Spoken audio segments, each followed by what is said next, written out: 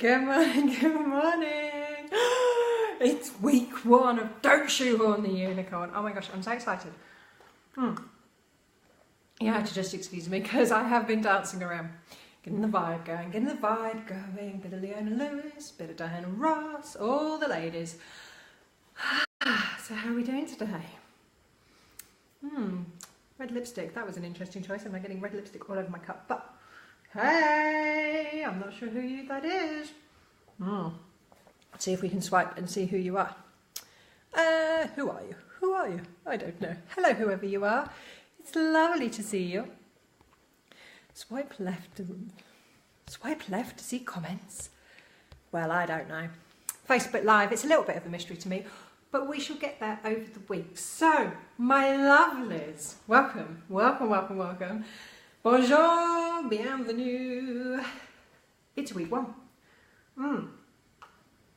And today we're going to talk, about,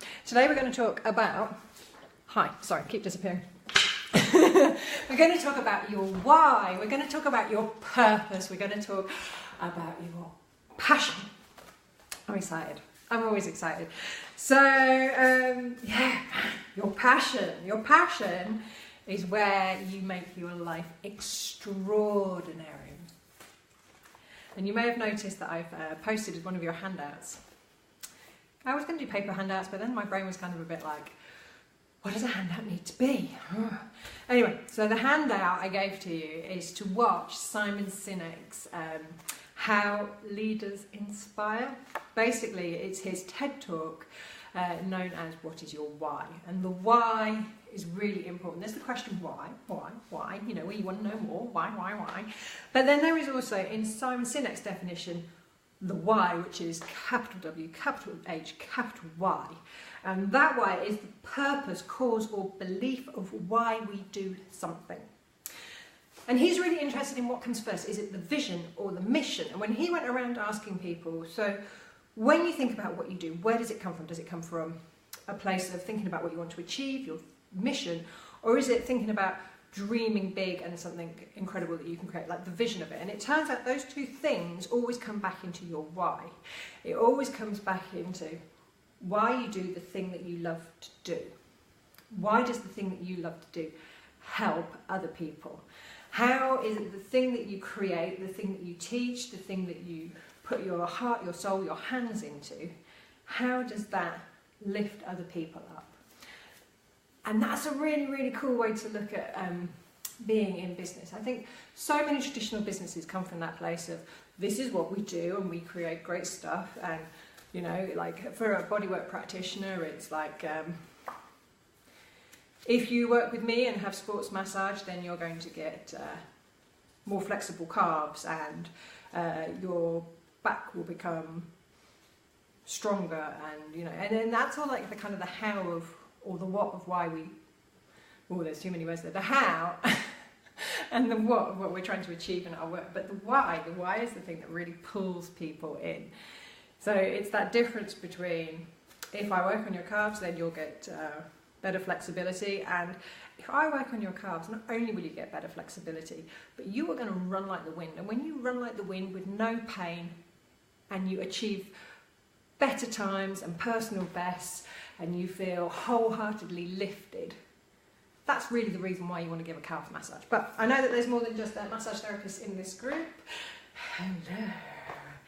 Hello. So one of the pre-class questions I asked you was to think about where you are now.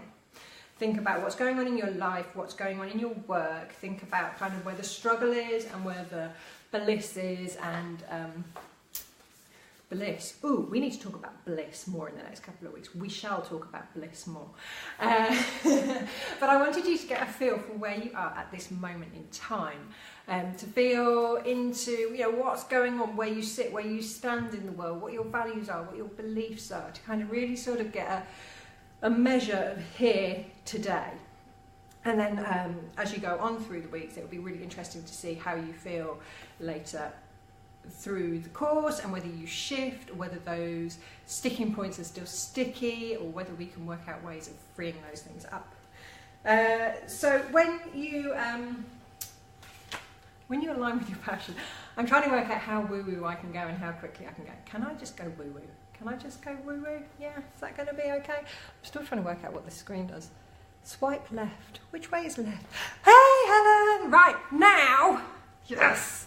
And Anita, hello! Now I know what's going on. It's telling me to swipe left, and I've been swiping from the left to the right. Ugh. Right, so one of the things I want to talk about today is the why. It's your purpose and it's your passion. Because I truly believe, I really truly believe that when you align in your work with your passion and your purpose, that is where you create magic. That is when that's when you really, really start to enjoy what you do on a much more satisfying, deeper level. I know for myself, when I started working with the clients I really wanted to work with, when I got clear about working with those clients, and we're going to talk about that next week. Today we're just going to focus on the purpose, and then we'll transfer that onto the outside of the world next week. When I got clear about what I really love to do, and what actually, and here's the woo, what actually the purpose of me being here for. So I think all of us have like a really unique, awesome set of skills and talents and passions and loves. And I think that it's how we harness all of those good things that leads us into creating incredible work. I keep talking about that, don't I? I really, really, really believe it. So we have to start off with where we are, and then we have to work out what we love, and then we need to work out ways to move into what we love more and more and more each day. Let's think about the things that hold us back from that. And I know for myself that I have big aspirations. You know, there's stuff I love to do. Like for me here, this is me in my vulnerable place. But it's the exciting vulnerable place because it's like, I get to talk about the things that I really love. Oh my God, that's really scary because I'm talking about the things I really love. And I think for many of us, we get held up by the sticky stuff, which clings onto our soul. It clings onto our hearts. And it's those limiting beliefs that we've carried through our lives, those limiting beliefs that picked up snow and momentum like a little snowball on the top of a hill becoming the big, huge base of a snowman kind of size snowball by the bottom of the hill. It's that momentum. And sometimes I think that we have to draw a line. We have to get to a point in our lives where we say, okay, so we need to examine some of this shit that's holding us back. And we need to delve deep and find out really what that shit is. Because there's no way we're going to bust through it if we don't look it in the eye. There's no way that we can create the lives for ourselves that we really should be living and deserve to live if we keep hiding behind the fear of the possibility.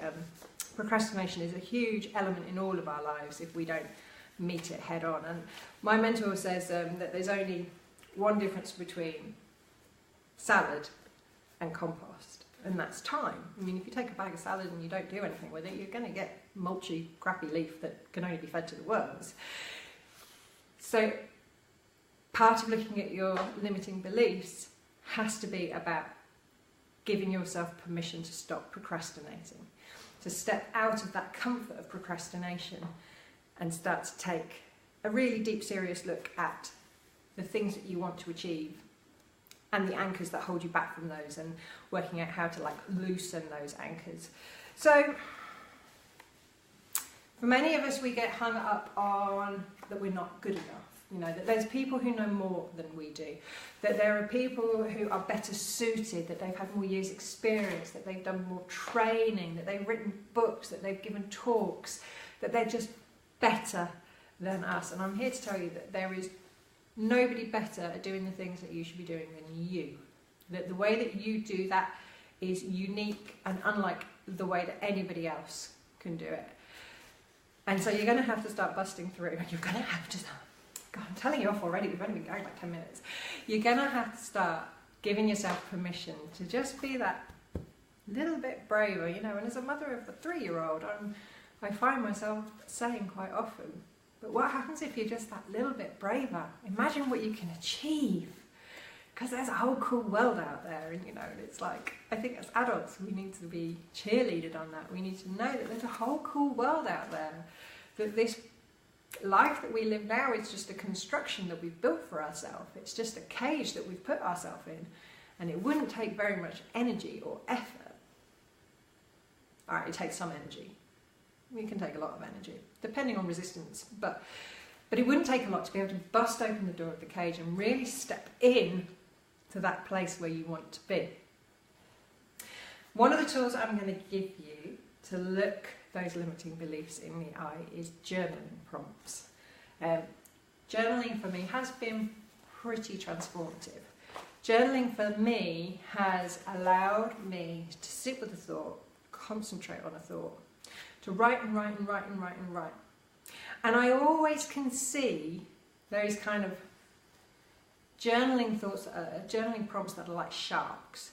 You know, you kind of see it on the horizon, it's like, and you know it's going to strike deep into your heart. And these are the prompts that you're going to be like, I've got some laundry to go to, I'll be back in a bit. I'll do it, but I'm just going to have a cup of tea first. And when you find yourself in that place of resistance, when you hit a journaling prompt, then clap your hands together in glee, because this is where the good stuff is. Oh my gosh, yes. When you hit those journaling prompts that make you feel a little bit icky, these are the ones that you really want to delve deep on. These are the ones you really, really are going to get the most from if you spend the time. And I want you to work through the resistance, and I want you to persevere with a brave heart. Because once you start unraveling the thing which is holding you back, once you start like looking into those anchors of that limiting belief, you'll realise that quite a lot of it is actually bullshit. Quite a lot of it is built from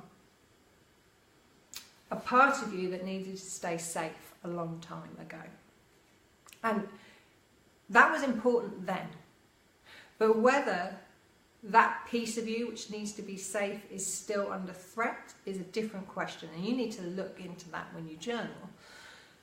And I think that quite often when we look at where a limiting belief comes from, we can thank it for protecting us. We can hold it in our heart and say, you know, I get it. I get why you make me feel anxious or scared. I get that you were just trying to keep me safe. And once you work through it and see that there's still no truth in that belief, that there's still no energy to be stored or held, you can release that into the world. And that creates like a vacuum, a void, which means that more positive mental beliefs, mental states, more positive expectations can like suck into your soul and replace that space with goodness and greatness. And yeah, so keep going with that journaling, because it's a bit like the human being is an iceberg.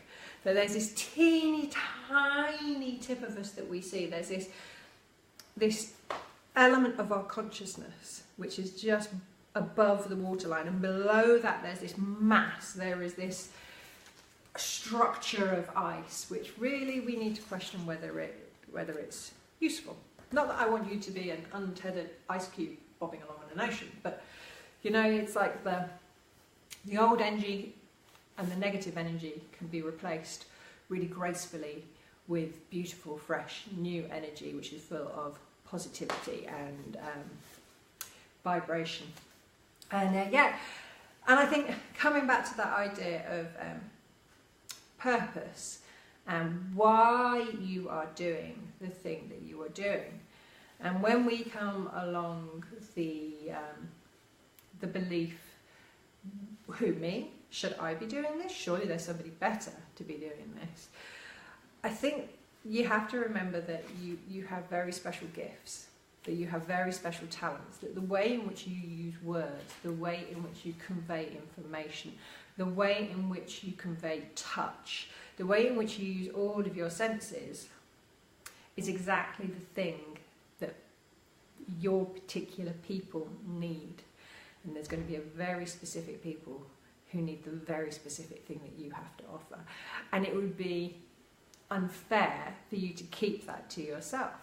If there are people searching for solutions, who are you to not give them what they need in your own special way? Henry Ford, let me find that one.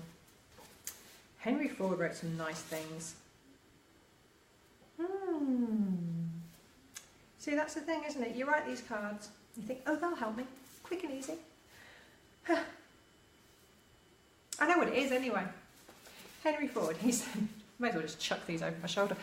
That was how organised I was. Henry Ford said, whether you think you can do it or whether you think you can't, you're right. And that again is down to limiting beliefs. And it's down to allowing your unconscious mind to dictate whether you can or whether you can't. Whether you live in fear or whether you live in brave hope. So part of what I would like you to do, and this is where the second pre-class journaling prompt comes in, and also today, this week's journaling prompts come in. Part of you, I would like to give yourself, I'm going to start that sentence again. Part of what I would like for you to do for yourself over these 4 weeks is to give yourself permission to dream big. And I think kids are great at dreaming big. They're great at using their imagination. They're great at allowing their creativity to run riot. You know, when you hear the stories that your kids bring home, and you're like, wow, really?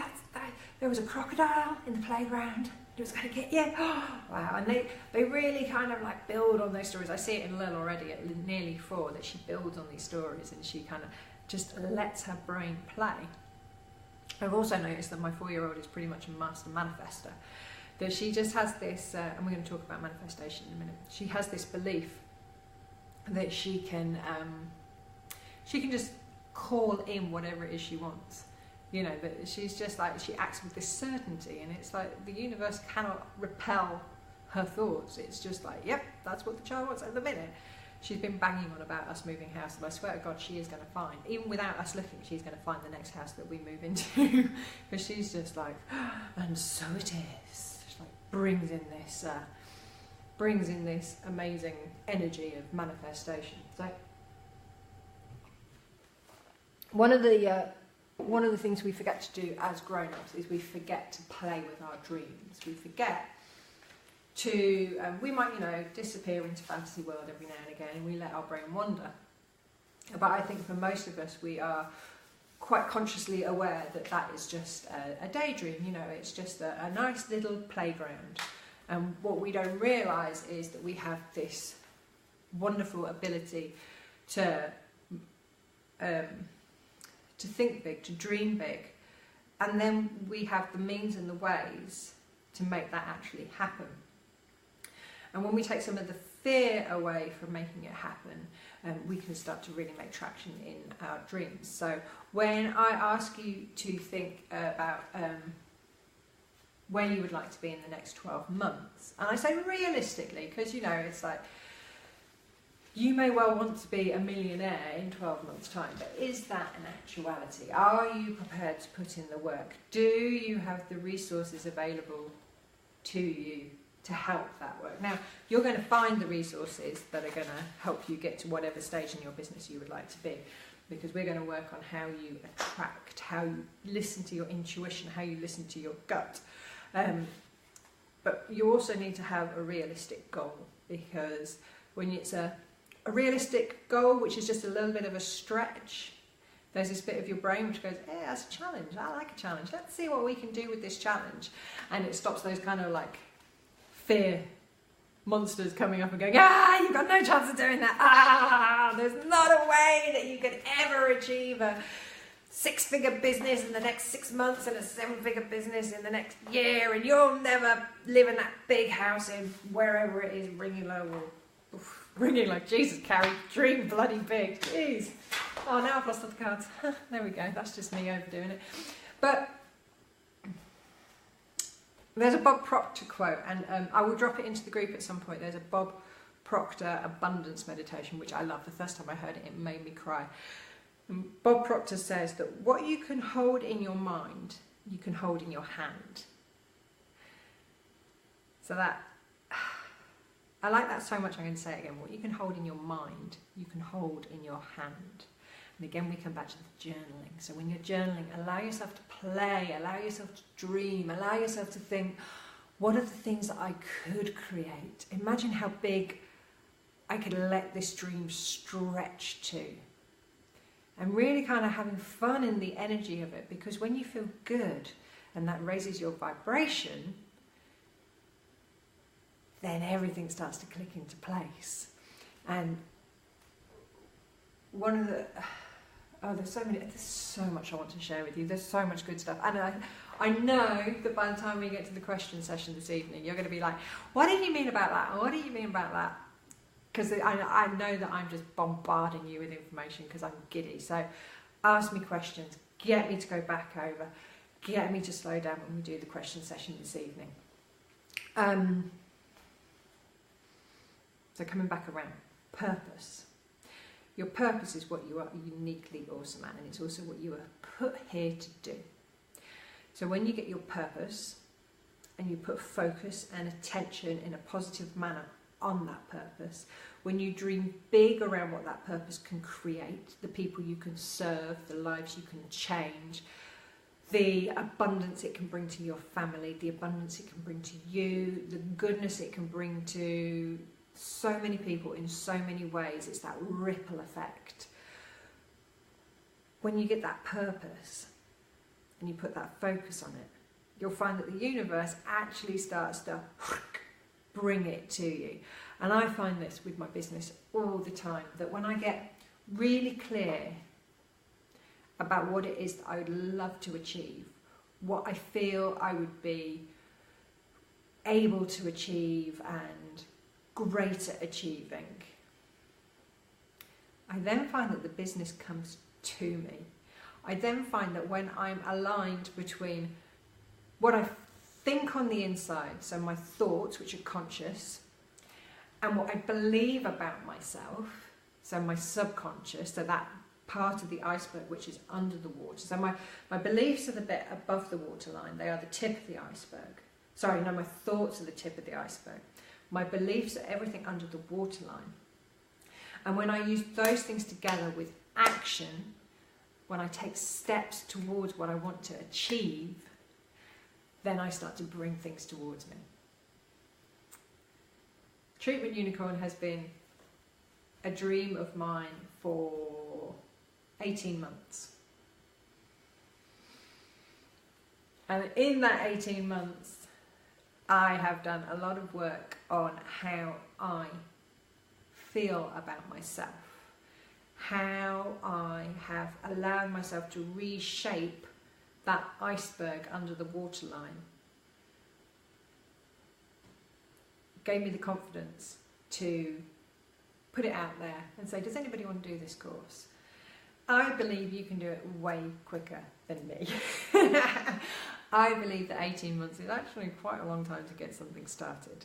And that's why I want to give you some of the tools that I've used, because they are great tools. But also it comes from, even if you don't feel confident about it, you have to take action. Because the action builds the confidence builds the actions builds the confidence builds the actions.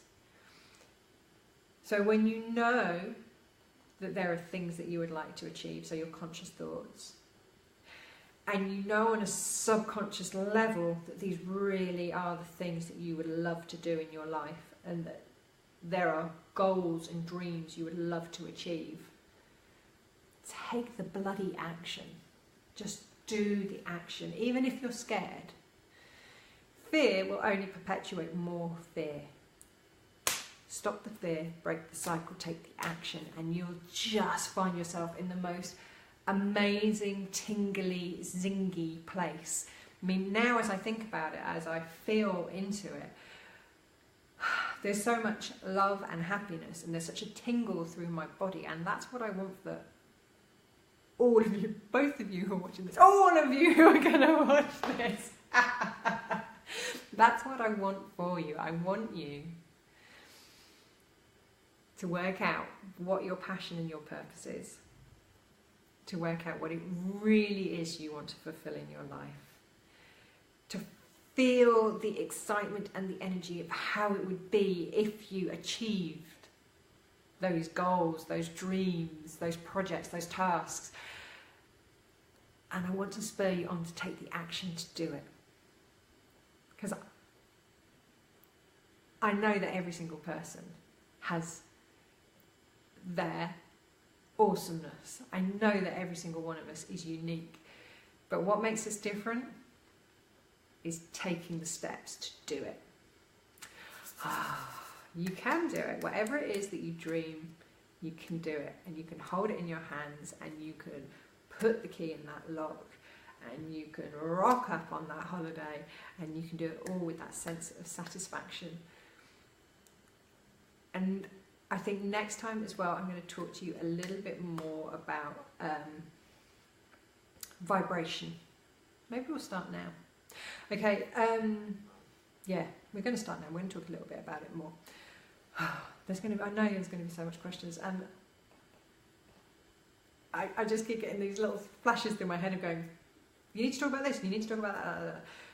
Ask me questions later. Okay, so one of the things I say quite often is about listening to your intuition. It's about listening to that little voice. So there are two voices in ourselves. There is the big, loud voice, which tends to be your ego, which is your conscious thought. And then there is that smaller voice, which tends to come from heart and gut. And that is your intuition. I've probably worked a lot in the last year on building my intuition and trusting my intuition. To the point now that... There we go, totally woo-woo. I do a thing called shamanic journey, which is kind of like, it's, I guess, in a way, a little bit like Sherlock Holmes's mind palace, in as much as it allows me to go into a place where I can recall information or get assurance from spirit or source or the universe through spirit. Oh my god, this is so weird. Through spirit guides, and those are all different ways of saying using my intuition. And I think that when you get an intuitive hit, you should follow it and you should trust it. And as massage therapists, that's particularly important. Like quite often in myofascial work, as you are kind of connecting into the very fibre of a person's body, you might start at the feet and you'll be like, well, I know that this person's got back stuff going on, but for some reason I'm drawn to the neck. Now, one therapist would go, doesn't make any sense, I don't understand. Whereas an intuitive therapist will go, oh, fuck it, you know what, let's just go to the neck. What's the worst that can happen? And when you allow yourself to follow those intuitive hits, and you allow yourself the permission and confidence to be okay whether you think it's weird or whether you actually kind of like go, yes, for this is the message from Spirit and Source, you will find that amazing things happen. So I always trust my little voice, and I would totally recommend that you trust your little voice too. And if anybody at any point wants to talk to me about how you can shamanically journey, I'd be delighted to talk to you about that as well, because it's a real good game. It's really fun. Yeah, so trust your intuition. Trust it, trust it, trust it. So we're back to purpose again. Intuition can help you work out your purpose.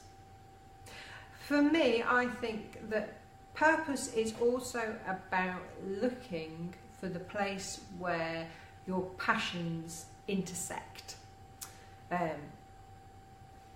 See, now I should have brought a piece of paper. Let's see if we can do this. Oh, it's all going to be reversed, isn't it? Because we're on live. Yeah, maybe it'll work. Okay, so let's pull up a screen. Pull up a pen. Right. Da, da, da, da, go away, little thing. So, let's see if we can work this out. Take passions. Take the things that you love to do. So there's your first passion. You're going to have one circle. So for me, it's ew. MFR. For me, it's myofascial release. I know, because I am a geek, and that is like one of my biggest passions. And then you're going to have a think, and you're going to think about your second passion. So let's say you are somebody, this is just blah, blah, blah, but for somebody it could be animals. See? So then we've got another one. And then we've got a third one. I should have used a thinner pen. And let's say that your third passion is something like food. Right, so we have 3, and we have a dark spot, which is the intersect, which there should actually be like a little white space, but you know, forgive me. Let's just colour it in. So that little yellow spot there, where the 3 things overlap, that is like your magic place. Now, it might be that with myofascial release, animals and food, that you think that those 3 things are so far removed, that they're so different and so disparate, that there is no way that those 3 things can ever come together. I'm sure there is though. I know from my training in America that we are, as myofascial therapists, we are able to work really, really well with animals. That we can do equine myofascial release. So imagine, if you will, that you have these 3 different passions. You have cooking or food, and you have myofascial release, and you have animals. Now, it may be that it isn't that you're supposed to assimilate all 3 of those passions together and create your work, but it might be that you find that indulging in one of those passions gives you intuition or insight, that it becomes a meditative, it's easy for me to say, a meditative place for you to be able to create ideas and energy. So say that you are somebody who really loves cooking, and you're trying to work out how there's a tricky client or something that you've been working with, and every time you think about that client in the work situation, you block, you don't get into what's going on. So you can use cooking, or you can use animals as a way of distracting your attention off the main task. So you can set yourself that question of, what is it that this client requires that I am missing? And then by using the other passions that you have and allowing yourself to get into that really happy, centered, free place, that the solutions for the first problem come bubbling to you. You're not putting any attention on the first problem, you're busy doing passion number 2 or passion number 3, but you're finding that these solutions are coming up and they're informing the thing that you were thinking about first. And when you're trying to work out what your passions are, if you're really, really struggling to get to the nub of what it really, really, really is that you love to do, or that you would really wish to achieve in your life, those things that you think, well, you know, what is my purpose? What am I supposed to be doing? What am I supposed to be achieving? If you find that you're struggling, that you're hitting roadblocks and you're getting frustrated, how about flipping it around to the other side? How about looking at the things that you don't want anymore, looking at the things that you tolerate but actually really piss you off, looking at the things that annoy you, that you no longer want to do in your life, whether it's because you have to commute to a job, or whether you are tolerating a relationship with a work colleague or a family member or a close family member or a friend, which actually puts you in that really kind of yucky, dark place. And then when you've flipped it and you've worked out what it is that you don't want, look at the don't wants and then look at what the opposite is. Ask yourself, well, if I'm sick of tolerating the way that I interact and react to this one person, work out what it is that really bugs you about that person, work out what it is that really gnarls you up, and then from there think about actually what would be a better way of approaching it, a better way of feeling about it, a better way of looking at it. And you'll find as you work through your passions and your anti-passions that you'll start to find common themes, and as you find these common themes you'll start to hone down on your purpose. Ask me questions more about that, because I feel like I probably went whoo-hoo. Another really, really great way to work out what your passions, what your purpose is, and that comes from your passions, is to look at the books either by your bed or on your shelf. Generally the books by the bed are the ones that you've been reading. The books on the shelf are the ones that you've gone, yeah, that's good, we'll just put that over here for a while. I find that book stacks by your bed are really interesting. In fact, here's a challenge for you. Take a photo of your books and post it in the group. I'll go home and I'll take a photo of the books by my bedside. And you'll be able to see what a geek I am. Yeah, so when you've got, when you're looking for your kind of your themes of your purpose, your commonalities, have a look at those books, have a look at the things that you really love to do, whether it's going to shows, whether it's music, whether it's... all of these things will help get the juices going, and when you get the juices going you'll be able to get into that place where you work out what your passion is and what your purpose is.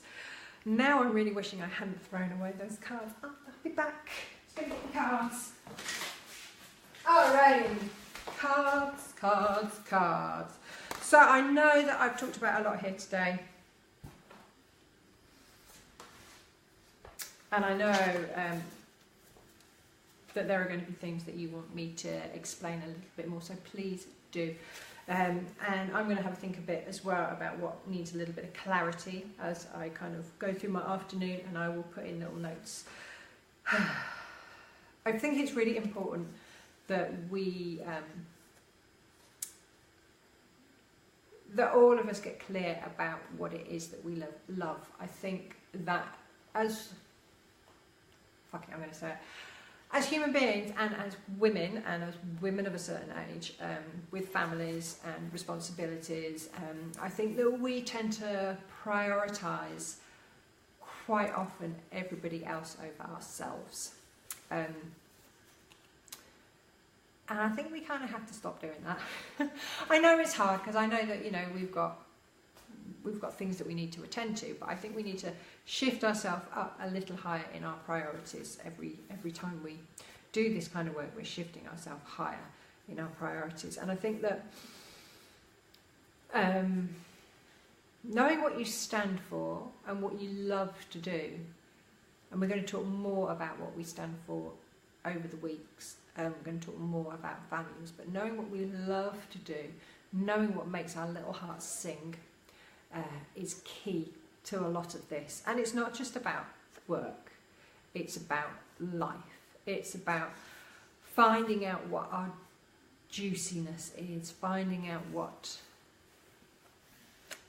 it is deep in our hearts, in the essence of ourselves, which makes us feel lush and sensual and juicy and luxurious. And when we find those things that makes our hearts swell and expand, and puts us in that place where we are full of love and loving, I think that's just a really, really great place to be.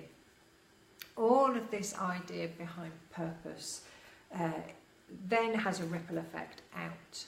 When we own the things that we're brilliant at, when we really start to feel the power in the things that we can achieve if we put our heart into what we want to do, we then work with the people we're supposed to be working with. And when we work with the people that we work with and we're meant to be working with, who get it, who feel it, that has a huge impact in their lives. It has inspirational quality. It gives them confidence. It allows the people that we work with to think in a braver, bolder way, to live more from their hearts, and that then has a ripple effect into the people that they work with and they work with and they work with. So instead of throwing a small pebble into the pond, it's like we're throwing in a boulder. And I think that we all have that capacity for throwing massive boulders of love into a great big pond and being able to affect bigger and bigger circles of influence, I guess you could say. So with that in mind, we now know that we're not supposed to be working or living our lives for all of the people. That when we connect our purpose and passion to the needs of the people we are here to serve, so as I said before, that we have a solution and there's somebody looking for that solution that we offer, that allows us to get a better handle on who we love to work with. So that's what we're going to be doing next week. We're going to be looking more into our ideal client, and I think we're going to be looking more into what our core values are and how those things marry up. So I'm going to leave that with you for now. That's week 2 coming up next Thursday. We'll be talking about ideal clients, and we'll be talking about who we love to work with. Tonight at 9 o'clock I will be jumping back in. If you have any questions, you can put them in the posts, you can write it as a post, and we'll come back at 9. I think as well, now I've worked out the screen, you can also ask questions. You'll be able to type in questions and ask me questions, and I'll be able to answer them as we go. So that's 9 o'clock tonight. Have a wonderful rest of your afternoon. I'm going to go and drink some water and go, what on earth have I just said? It's all good, my loves. It is all good. Enjoy the journaling prompts.